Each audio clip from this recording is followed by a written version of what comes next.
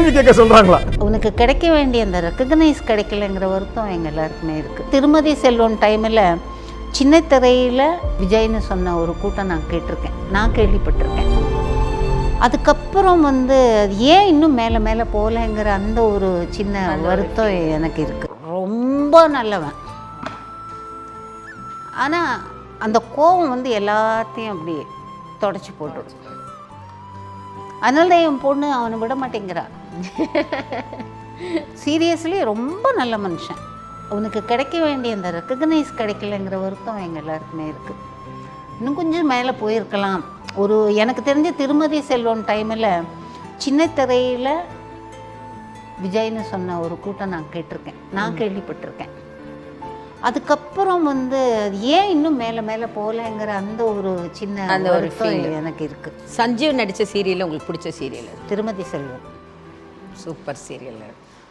Okay serial ஓகேன்னு சொன்னோன்னா okay. யாரடி நீ மோகினி? ஏன் அது எனக்கு ரொம்ப பிடிக்குமே. இல்லை, எனக்கு சம்மோ அவனை யூஸ் பண்ணலன்னு தோணுது. சரியாக யூஸ். அப்படியா? எனக்கு திருமதி செல்வத்துக்கு அப்புறமே யாருமே அவனை சரியாக யூஸ் பண்ணிக்கல. அதான் நான் ரொம்ப பார்த்ததே யாரடி நீ மோகினி தான். இல்லை, அதில் ரொம்ப அழகாக, ஆக்சுவலி ரொம்ப அழகாக இருப்பார், ஸ்மார்ட்டாக இருப்பார். ஆனால் என்ன ஹீரோயிஸ் கொண்டு வரல, அந்த பொண்ணு ஹீரோயினுக்கு இம்பார்ட்டன்ட் இல்லை. எனக்கு சினிமாவில் வருவான்னு ரொம்ப எதிர்பார்த்தேன். இந்த எல்லாத்துக்கும் ஒரு லக்கு, திறமைக்கு மேலே லக்குன்னு ஒன்று இருக்குது இந்த ஃபீல்டை பொறுத்த வரைக்கும். அது அவனுக்கு எப்போதுமே சஞ்சீவுக்கு ஒர்க் அவுட் ஆகுதோ எனக்கு தெரியாது. இல்லை சஞ்சீவுக்கு தெரியாது, அதாவது அவங்களுடைய டேலண்ட் மற்றவங்க யாருக்கு தெரியாது. ஆனால் நான் வெளியே போகும்போது என்கிட்ட கேட்குற நிறைய ஆடியன்ஸோட கொஸ்டின்ஸ் ஃபஸ்ட்டு சஞ்சீவை கேட்பாங்க, சஞ்சீவ் தான் கேட்பாங்க. சஞ்சீவ் எப்படி இருக்காங்க மேடம்? மாநாட மயிலாடம் முடிச்சு பல வருஷம் ஆச்சு, இப்போ கூட அந்த கொஸ்டின் கேட்காத ஆளுங்களே கிடையாது. இல்லை, அந்த அவரை மாதிரி பேச முடியாது மேடம். அந்த ரெண்டை தான் கேட்குறாங்க. ஒன்று திருமதி செல்வம், இன்னொன்று மாநாடு. அவரை மாதிரி இல்லை, அவரை மாதிரி பேச முடியாது. இப்போ நான் சொன்னேனே, கனடாவில் ஃபிலிம் ஃபெஸ்டிவல், இன்டர்நேஷ்னல் ஃபிலிம் ஃபெஸ்டிவலுக்கு நான் போயிருக்கேன், டான்ஸ் ஃப்ரீஸ்க்கு ஜட்ஜா. ஒரு நார்த் இண்டியன் கேட்குறான் எனக்கு அந்த கொஸ்டின். ஐ சா யுவர் மாநாட மயிலாட, மேல் ஆங்கர் இஸ் ஃபென்டாஸ்டிக். அந்த லாஸ்ட் ஸ்பீச் ரொம்ப அப்படி ஹிந்தியில் சொல்கிறாரு. அப்போ எனக்கு ஹிந்தி அவ்வளோ தெரியாதுன்னா என்கிட்ட ஃப்ரெண்ட் பக்கத்தில் சொல்கிறா, அந்த லாஸ்ட்டாக முடிப்பார் பார்த்தா, அதுக்காகவே வெயிட் பண்ணி பார்த்து, அவர் புரியாதான் பாஷை, பட் அந்த ஏதாவது தடங்கள் வருதா, இந்த கேப் வருதான்னு பார்ப்பாராம்.